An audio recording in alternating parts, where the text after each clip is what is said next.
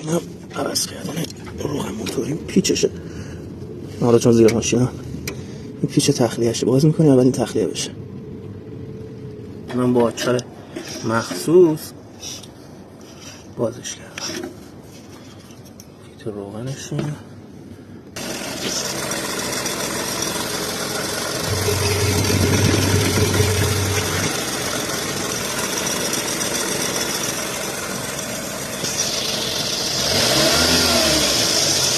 خب من اینو آوردم خونه چون خواستم یه سری توضیحات در موردش بدم.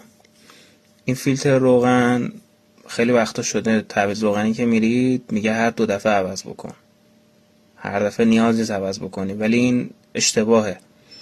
اینو هر دفعه باید حتما عوض بکنید. اولا که روغنی که موتوری که این توه با روغن نوعتون قاطی میشه، کلا اون روغنی که ریختید یعنی الکی همشو عین همین سیاه میکنه.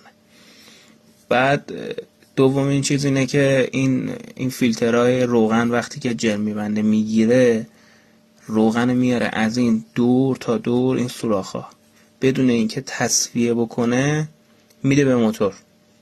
بعد وقتی هم بدون تصفیه روغن بده به موتور هیچی دیگه، کلا فاتحه اون موتور دیگه خونده است.